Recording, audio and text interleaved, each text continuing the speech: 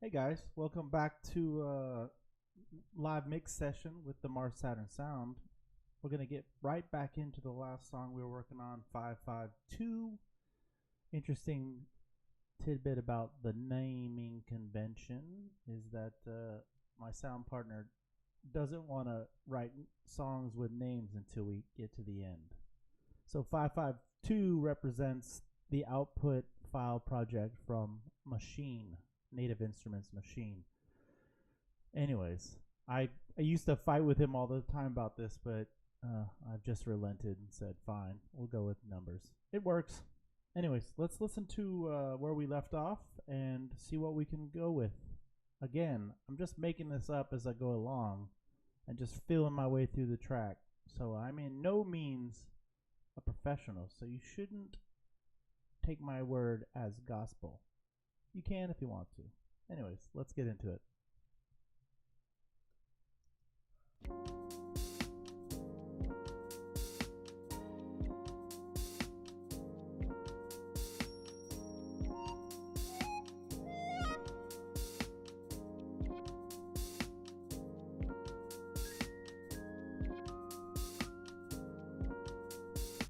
Okay, so right here, one of the things I like to do is I like to level all the sounds that are given to me. So whether it's a remix or an original song,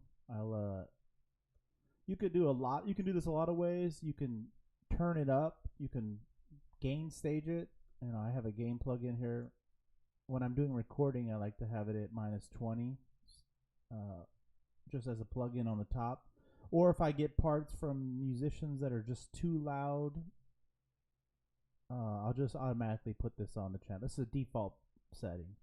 Anyways, so I notice this part is a little soft, a little low.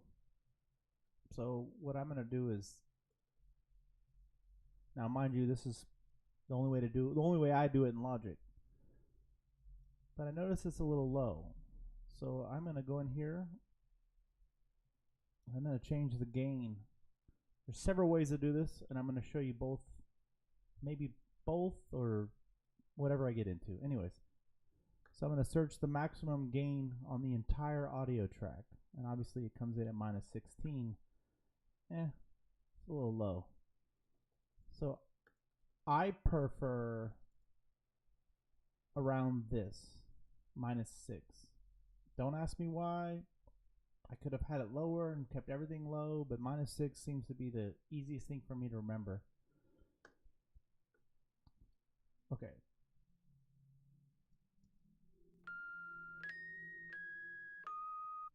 Yeah, that works. Now the other way to do it, let's see. Yeah, the other way I can do it is this.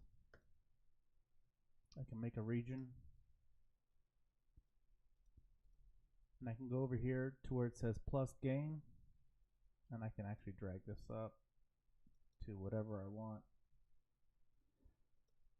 I use that method after I've done the maximizing of the gain, the changing of the gain the first way.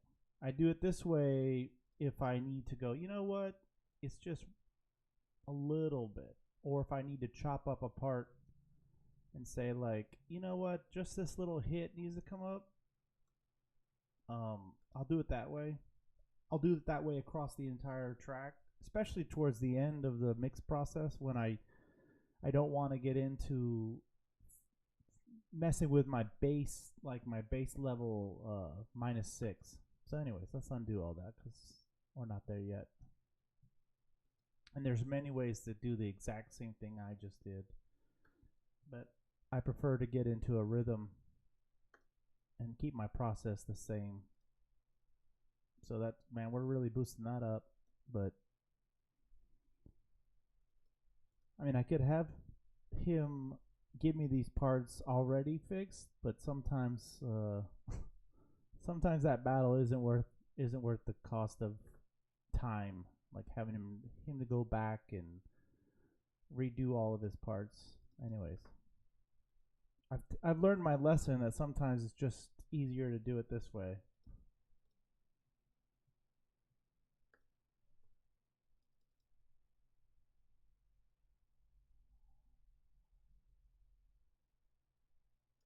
I try to keep it around -6. Sometimes a little over, sometimes a little under. It just depends.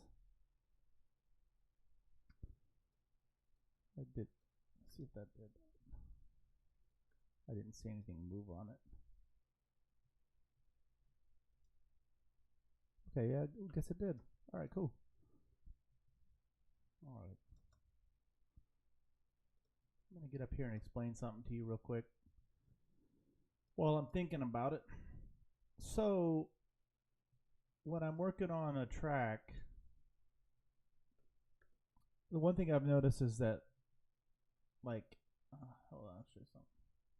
To create a cycle region in Logic, you know, I could use markers, and I could put markers here, and I'll use those later, but when I'm first starting and I want to create a loop for the whole song, yeah, I could obviously put a beginning marker and an end marker, and that's great if that's what you like, and I'll do that when I get more finalized. But I'll create on my aux bus, see how these are all like grouped together. Like when I go to, actually this one wasn't grouped together, it was just the keys, that's right. So anyways, let's do this. So what I'll do is they're actually outputting to the drums bus. So I want to sum these tracks. And now I'm technically going to put them all together. For some reason it doesn't like me today, so I'll just go like this. Come on. Yikes. Get away.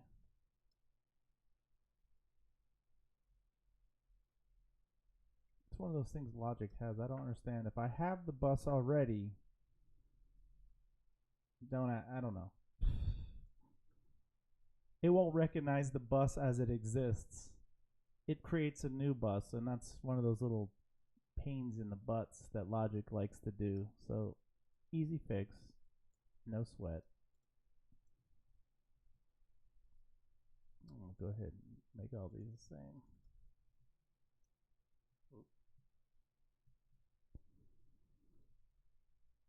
Yeah, delete anyways. You pain in the butt.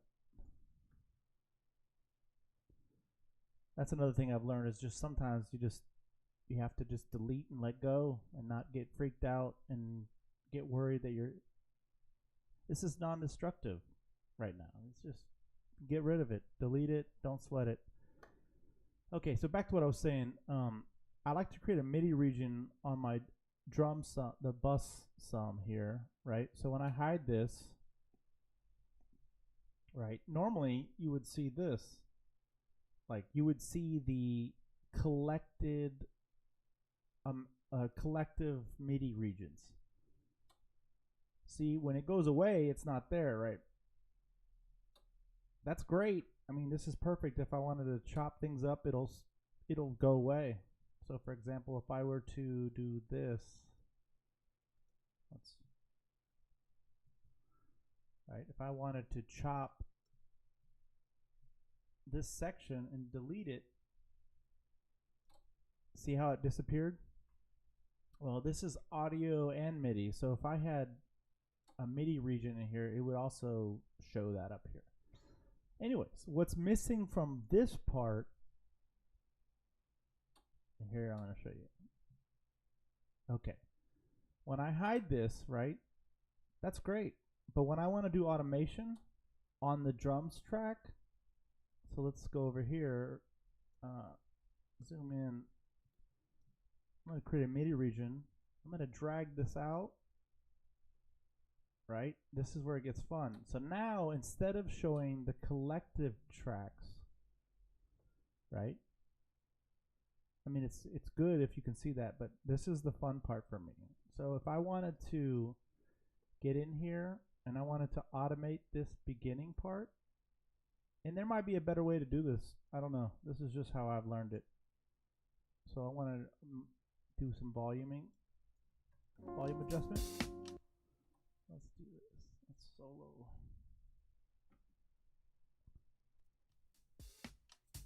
Okay.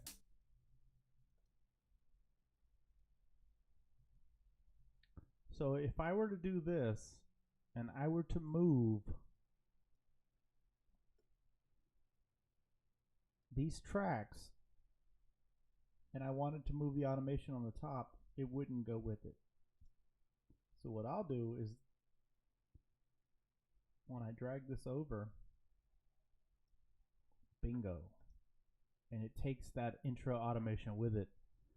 Otherwise, and I know this because I've screwed up so many times that I'll forget the automation on the drums track or the keyboard drum sum or the keys sum or the FX sum. I'll forget. I'll move an entire block of audio down further down the song and be like, what's going on? And then I realize that I didn't take the automation with it. And I'm going to show you exactly what I'm talking about. Let's get rid of this automation. Let's get rid of this MIDI region. So if I were to create automation here with no MIDI region,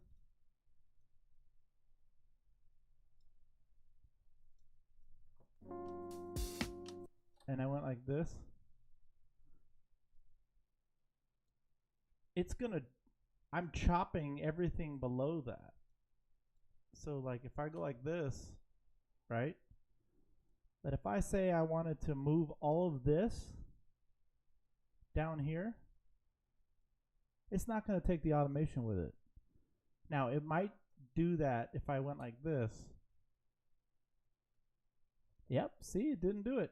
That's exactly why I create that MIDI region up top, so that I can literally grab an entire section.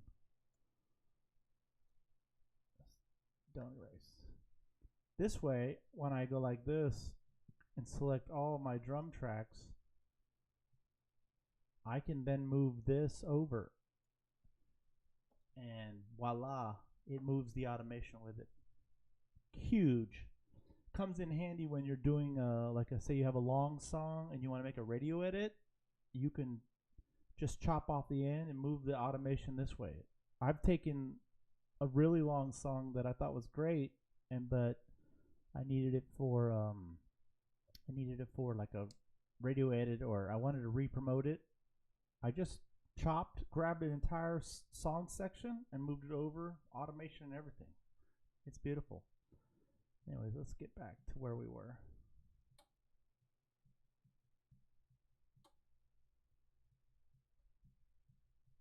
All right. So what I was saying was I create a MIDI region at 1, and I usually drag it out to the end where I'm at now, but I think this song, as it is now, ends here.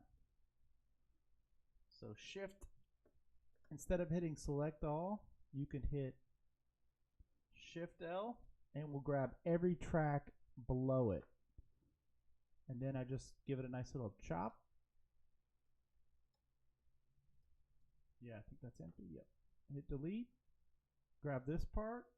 Hit Apple U or Command U, and we're in business.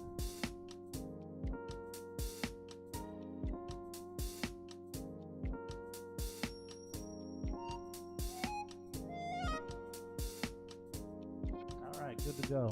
That's good to go now. Okay.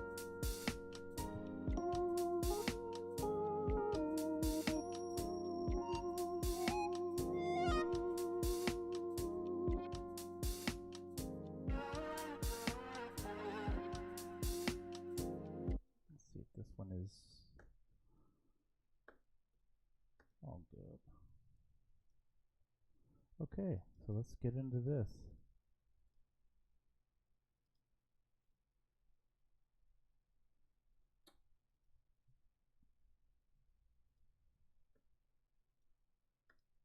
Probably should have did this in the first video, but like I said, I'm just running off the cuff here.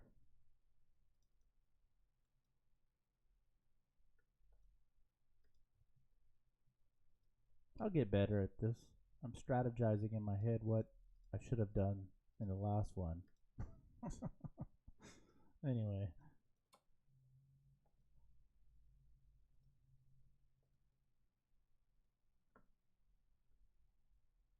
I think I did these parts already originally, but I could be wrong.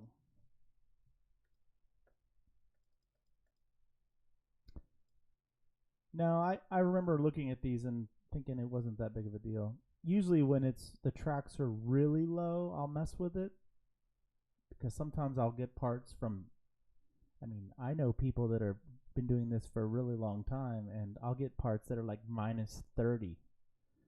And I'll ask them and they'll be like, well, I'm like, okay, never mind. Just let me figure it out. So that's right. I did these. I looked at them and I was like, well, never mind. I thought maybe they were all going to be at the same volume, but they're not. Anyways.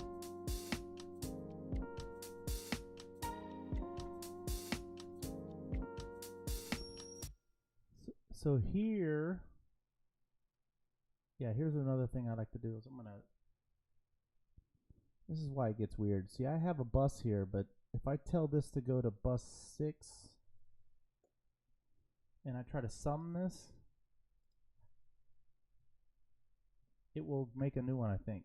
Yeah, see, that's just ridiculous. I don't understand that. So we'll just, fine. If you want to be that way, we got that.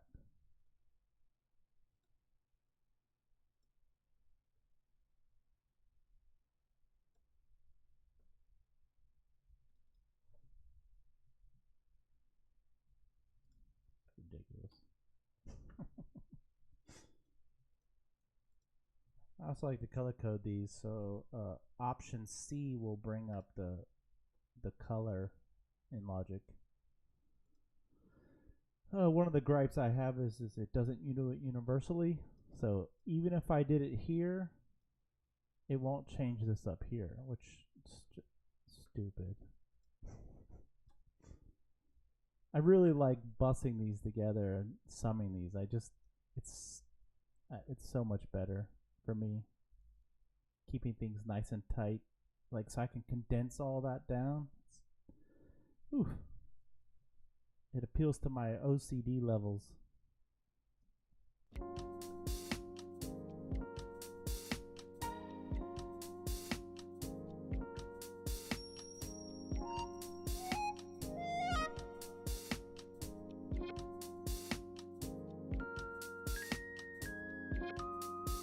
What am I thinking?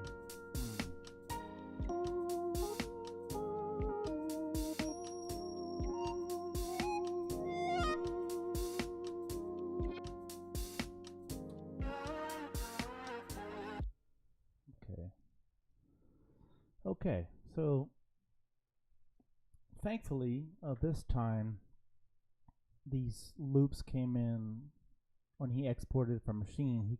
He had the right key in here. Well, sometimes that doesn't work because he'll give me a song that has a key indicator, but when he was moving it or messing around, he repitched it, changed the key, and it just doesn't work. It takes me a while. I'm not a piano player, so it takes me a while to figure it out. I know it when I hear it, but I don't have that much time. So what I like to do is this. I've already put it on the track, but I like to use Melodyne for this example. So I don't use Melodyne for as powerful or for all the features that it has, but for this particular thing, it does a great job. Like I've tried other ways to do this, and it's just more painful this way, the other way. This way's easy. So what I'll do is I'll place it on the master. Actually, I'm just gonna solo these.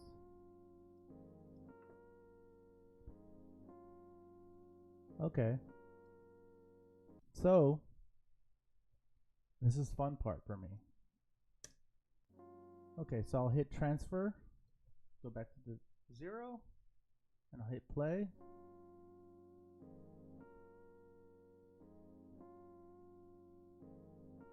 I mean, this is one way to do it. This is the way I usually do it if it's not indicated. In this case, it's the correct key. So when that's done detecting, see how this keyed it up for me? B flat minor? That's correct. Sometimes it's a little difficult because when he does these piano parts, sometimes they have wobble and pitch shifting and it's not accurate, but this will give me a good, starting point. So I've already done this, but normally I would hit settings and save this as MIDI. I mean, you can, hold on a second. You can quantize this, or you can, you can do whatever you want here. The way I do it is I just leave it where it is. I don't even try to quantize it because sometimes it's right and sometimes it's wrong, and I figure if I'm going to edit MIDI, I better just do it as MIDI. So I'll save it as MIDI, and then I'll put it in wherever the file is. But I've already done this, so I'm going to get rid of that. Put these parts back and these plugins. Okay. So I've created a basic piano part or channel that has a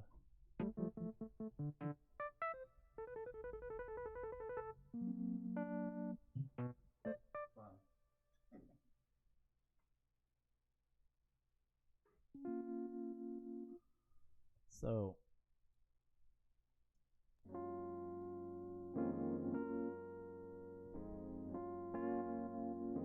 that's B flat minor. Now, when it's easy, I can play these parts back. But I have a session player that likes to do my work for me. So I just come up with chord progressions as best I can and then hand it to him, and he just makes it shine. Thompson Knowles makes it shine. Anyway, so I've brought these in for Melodyne. Let's solo this. Yeah, they need some work. This is one way to do it. For this particular song, I'm not actually going to do it this way. This will be a good reference point for later, but since I already have the right chords figured out, I can go fix that later. I mean, these are just A minor and A minor, a different octave. So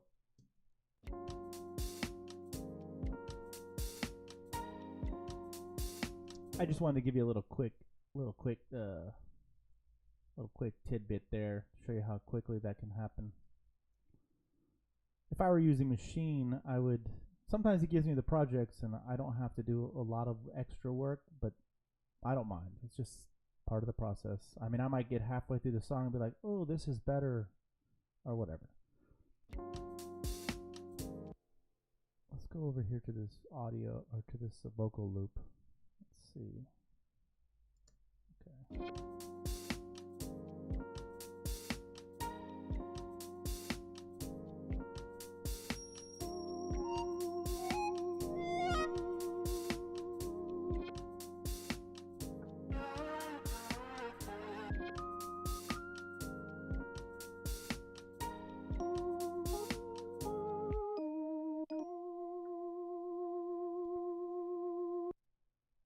Like, that's actually pretty dope.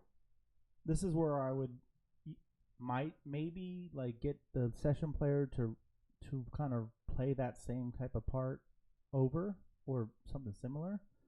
In this case, I might just leave it and have the session player redo the chords underneath it and then add some other little specular shine to it. But we'll see. We're not there yet.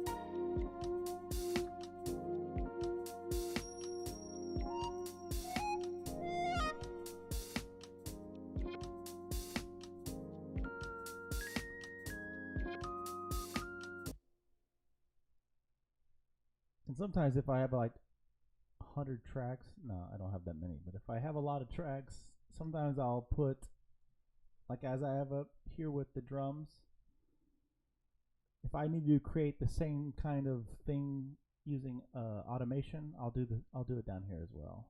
I'll just go ahead and, for the sake of this. And I may do that several more times. Not always. Like I can put it on the effects. Because what I like about it most is if I'm halfway down, if I'm all the way at the bottom of my song and I've got so many things, especially vocals and whatnot, I'll just do this. And what I like about it is I can grab it, hit Command U, and it will mark the beginning of the song for me. Now, like I said, you can create markers front and back. For some reason, I can't get behind markers. They're important, I know, but I always forget, or there's always a random marker sitting around. Like, I'll have markers here and there. I'm not quite professional like Hans Zimmer. I've seen some of his stuff, and he's got like 100 markers, and that makes sense for movies when you're like queuing up audio or syncing soundtracks. But maybe one day I'll get into it. Not yet. I'm not there yet. I was thinking before I started this, I've heard this little loop, and when I got this track, I don't know how that loop was created. I think it was just a machine, like a sample out of machine that he tweaked. I was thinking I want to add a counterpoint to that. Like,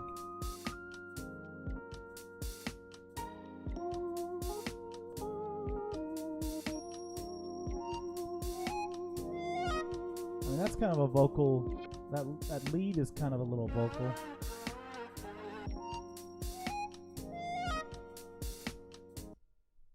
Yeah, I still want to add a little more sauce on this. So there's a couple ways I like to do it.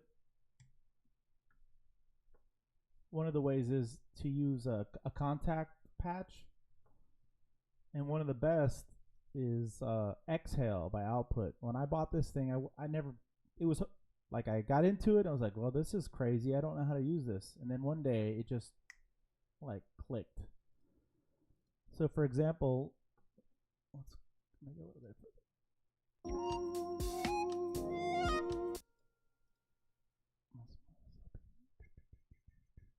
Okay. One of the cool things I like about this Exhale plugin is it has a lot of different vocal samples and whatnot, and they can get pretty tiresome's not the right word, but I can feel like they're pretty similar. A lot of them are very similar.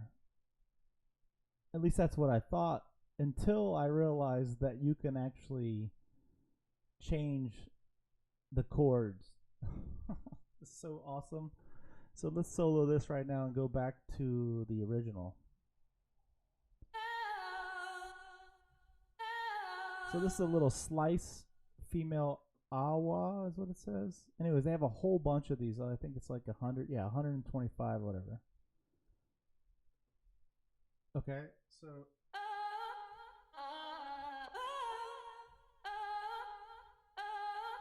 right, but then let's change it to the scale of my song. It's like, whoa, completely different. And they have all these effects on here like talk, motion, wet, and filter. When I figured that out, because this is a tiny little screen, like you can't make this bigger, which is kind of a pain in the butt. Or maybe you can, I don't know. Let's see, maybe it's up here. No, that's not it. I don't know. Anyways, so when I figured out I can change the key, like it opened up a whole new thing for me. So let's play around with this for a minute.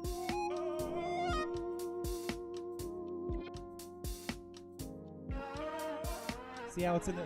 Did you hear that? Listen. It's in the same key. It's...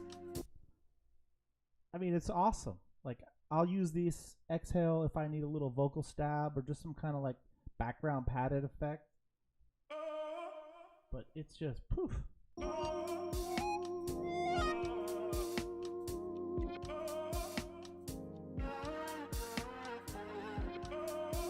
So let's just record this real quick. This will record in MIDI, which is even better, because then I can move it around, because I've noticed that with this exhale, there's a slight latency between me playing it and what it does. I'm actually not sure why, but maybe someone out there knows. I don't.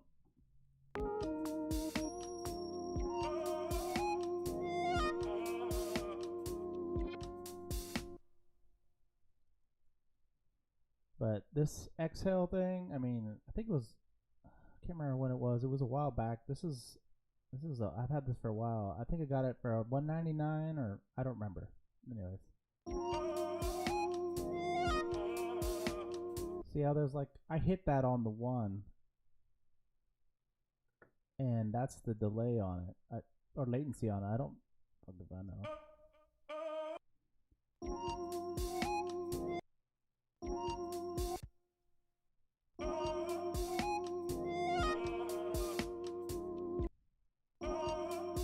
What I like about this is now that it's MIDI, I can go through all the, let's make these all the same. So if you hold down Shift Option and you drag this little slider, they'll give it the same velocity.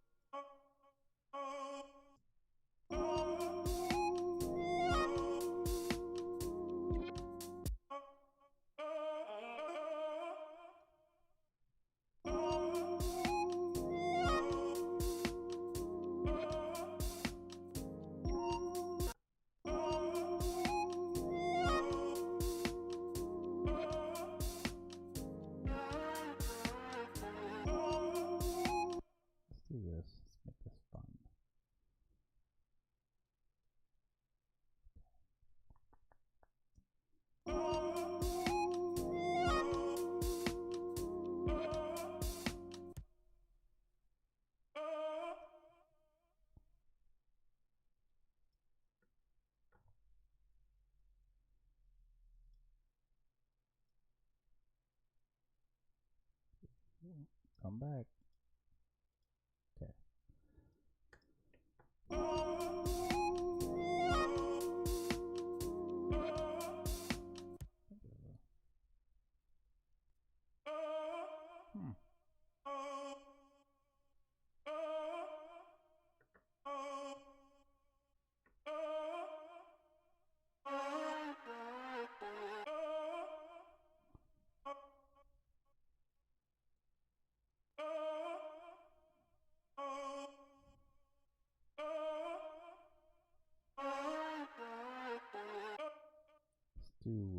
Let's send this to the vocal track.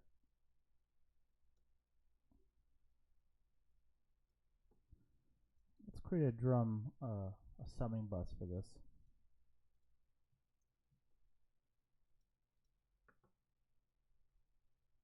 Again.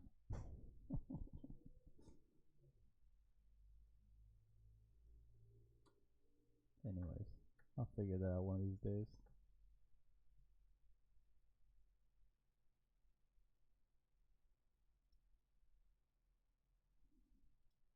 So yeah, so watch, even if I make this color right, it doesn't change my regions. I get why they wouldn't want that to happen, but personally I would prefer that everything under here be changed. I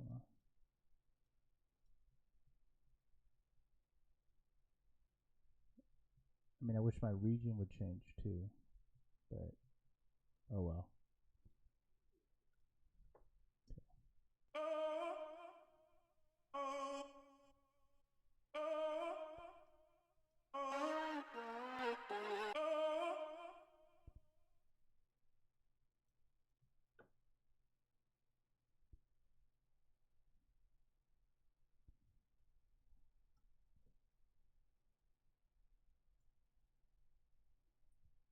Now the fun begins. So I love this this polyverse manipulator, and I'm going to show it to you in a second once I get this sorted out.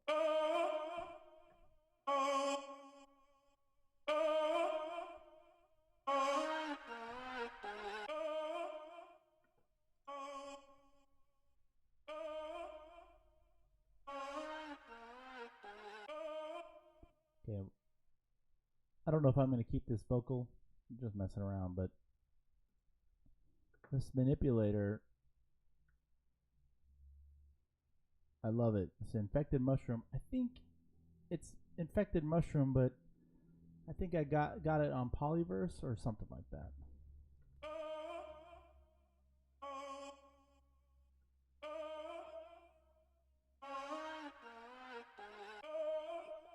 So I just grabbed a preset here, but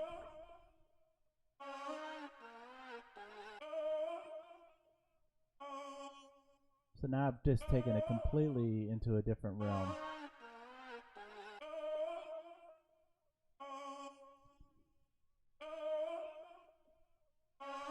Let's go to Echo Boy.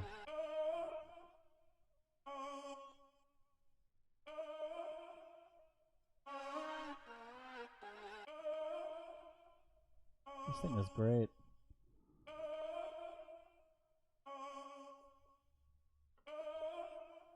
So what I'll do is I'll add these effects directly onto the channel or the track that I'm working on.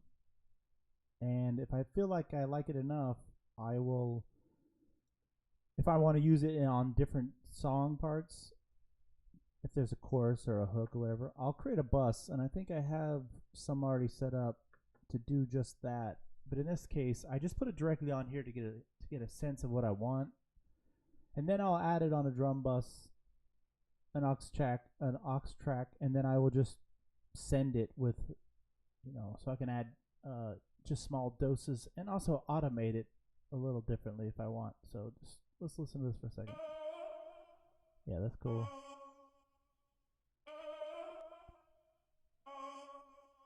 Oh, nice.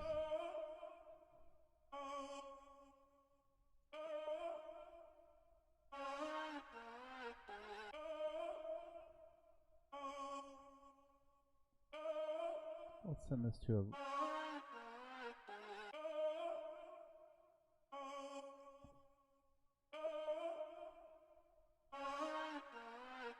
Let's give it some reverb glue.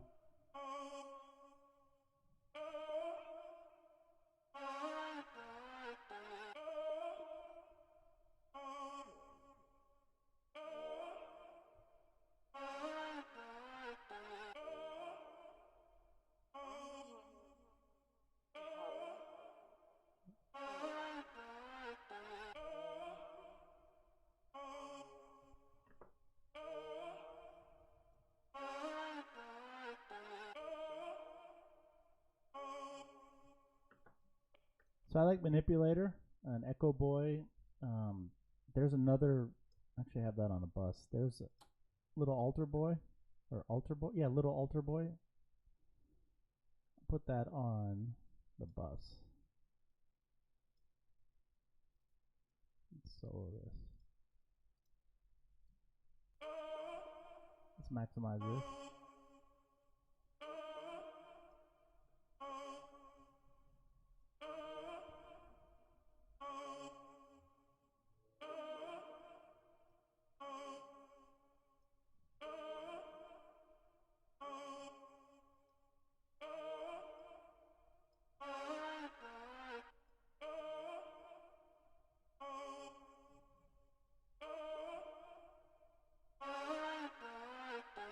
Cool. Okay. Let's mute that and see what... So another way I like to come up with vocal stabs and parts is maybe I don't want to use contact. Maybe I'm kind of bored with it, because that happens. I'll do this. I'll go to Splice. And that was one other cool thing is if you set up window presets, like this is how I set it up whenever I'm looking for Splice stuff. So up top is the Splice website, And I've already found songs in the right key or adjacent. I found the root note and then went from there and just found adjacent chords. And down here is the actual Splice app that you have to have installed on your computer. I think it's right there.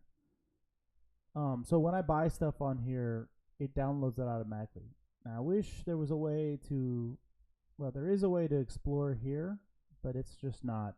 See where it says search all Splice sounds? Yeah, that's great, but it's a painful thing, and I just rather do the website and then grab it and drag it over. And I'll show you how that's done in a second. Let's go over here. Solo this.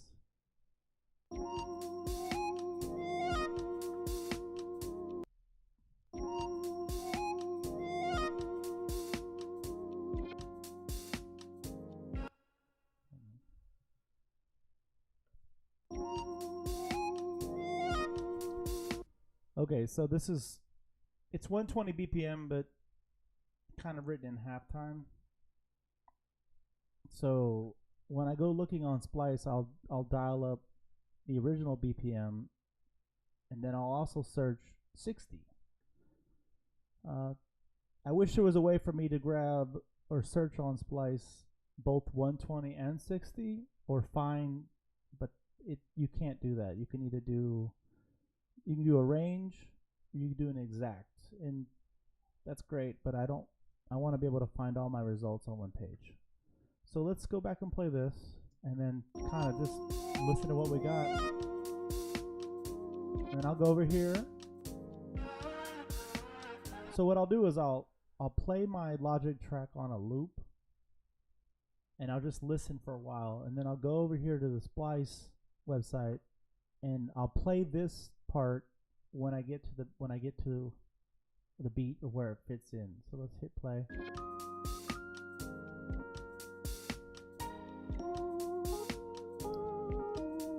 Sometimes you get lucky.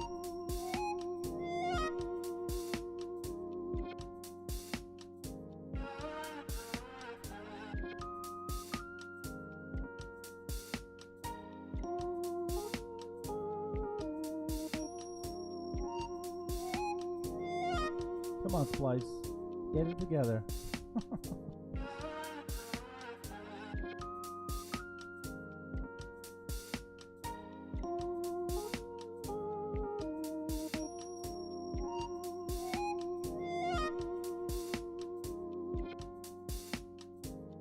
That's cool. Okay, so watch what happens. So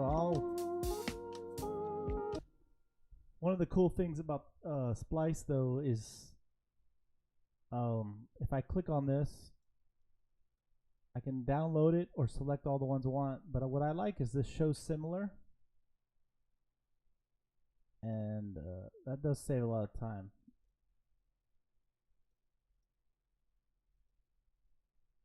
They're similar, I think, in style only, but they're not similar in, like, look at the BPMs. These are completely way off.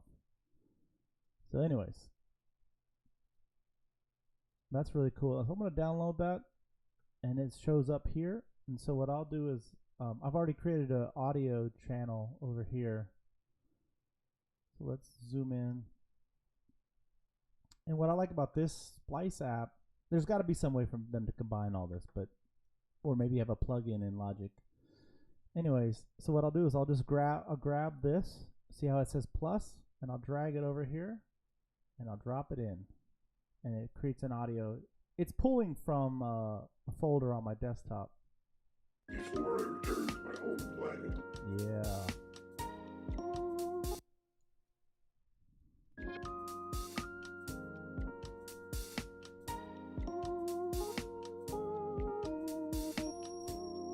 I return to my home planet.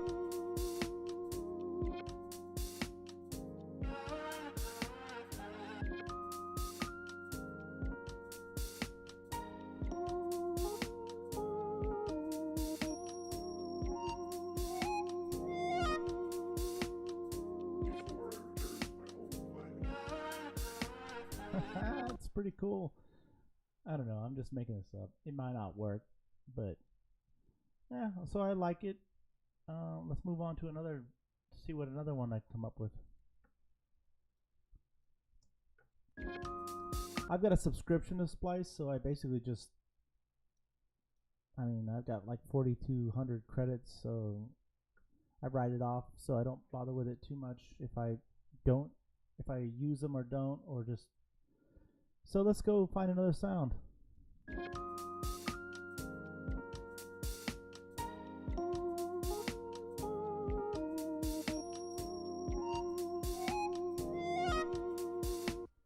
So this search was E flat minor, which is just a step down or a step up from where I was. So I have other searches. See, this is 60 in F minor, and this is 60 in B flat minor. So let's look at this one, since this is actually the key. See how this is how these songwriters are getting this stuff. They're just dragging whole things in. Nah, that's dumb.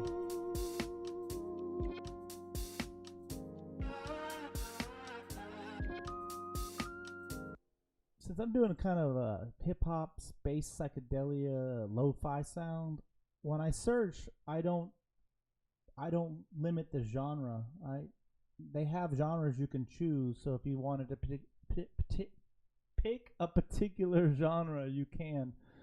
In this case, I just leave it wide open because it's, as long as it sounds good and it's in the right key, I don't really care too much.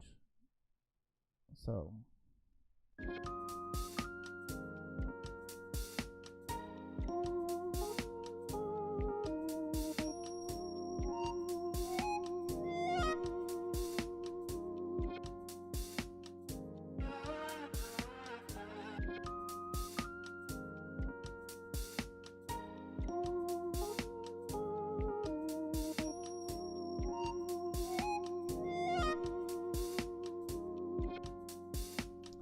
I got this one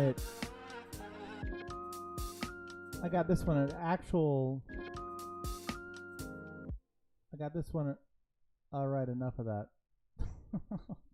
This one's actually in the right key, in the right tempo. Let's see what we got here.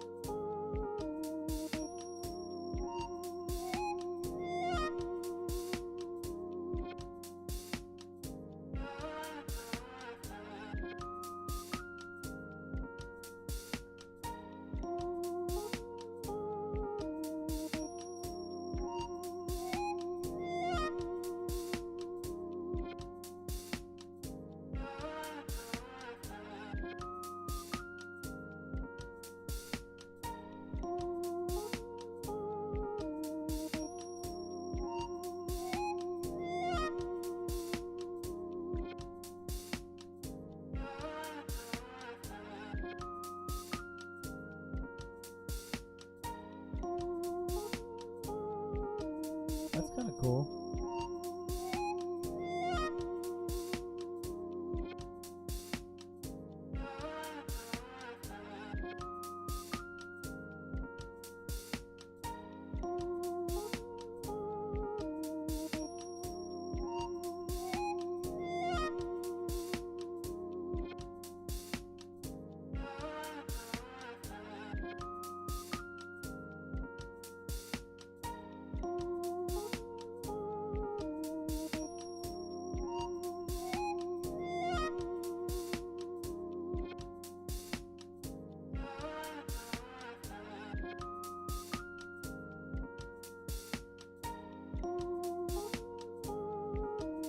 Real cool.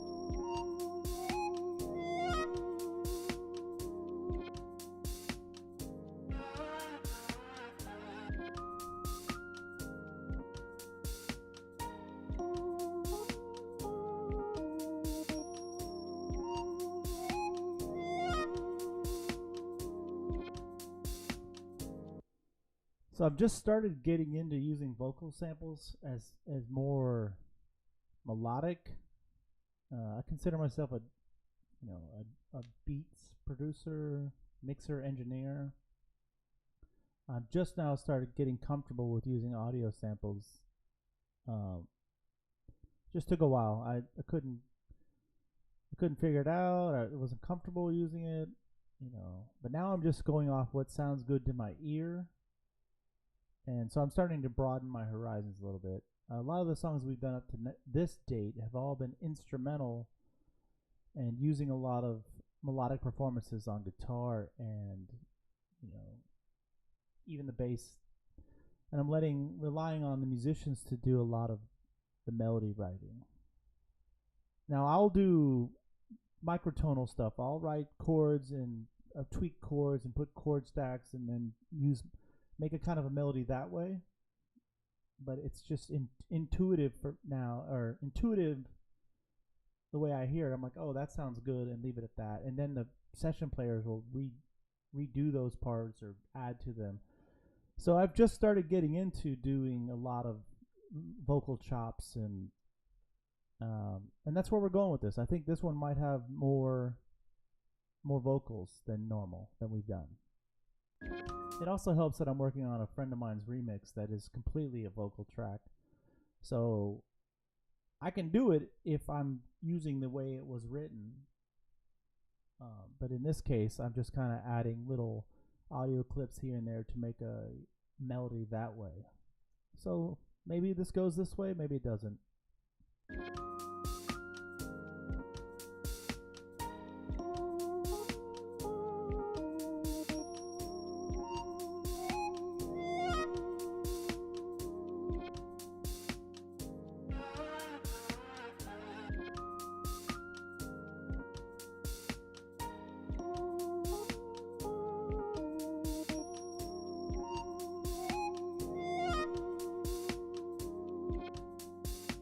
No. That's a big no. That has no written in all caps, bold. That was dumb.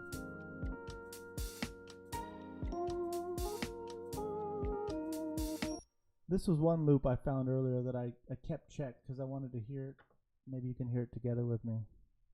Let's do it. Cool. I could probably take one of those other loops I heard earlier and filter it down, but let's check it out.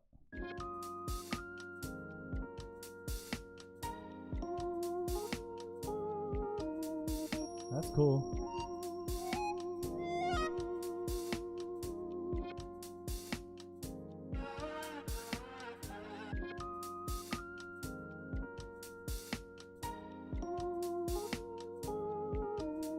Let's try this. Let's download this, see what we get.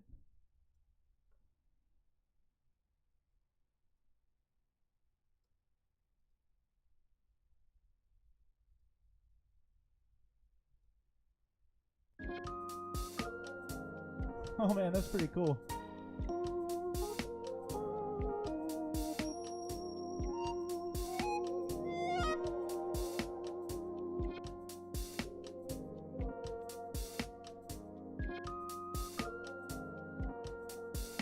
That's real chill.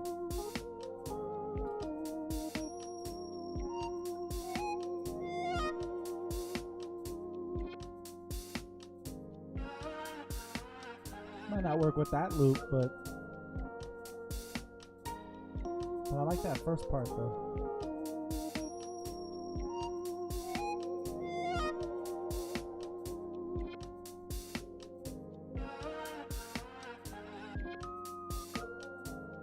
Yeah, that first part's real chill.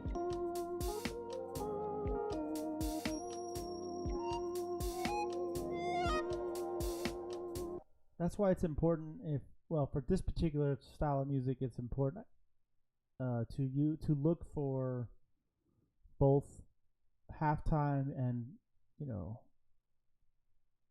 the BPM you have your track set at, because I wouldn't have found that if I'd have just left it at 120 and searched for 120. I would have been, where's all the cool stuff? But That's why you search it this way, and then search for adjacent keys. Search for keys in your chord that you're doing. Like that's F minor, you know. I wouldn't have found it if I hadn't looked for all the adjacent keys. Anyways, so that's pretty cool. I like that. Maybe not with that, but I like how that's filtered down. It's so chill.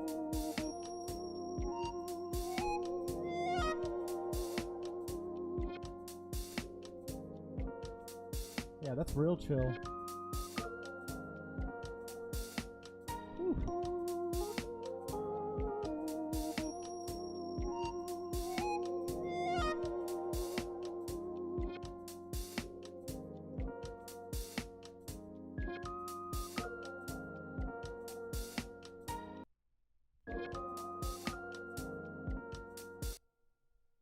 That's real chill.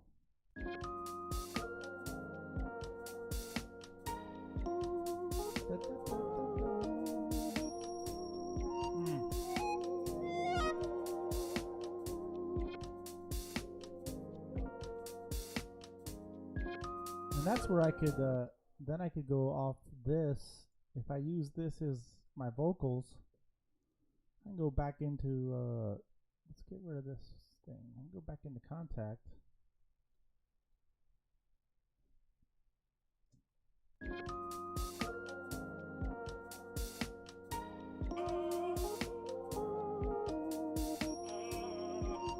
Oh yeah.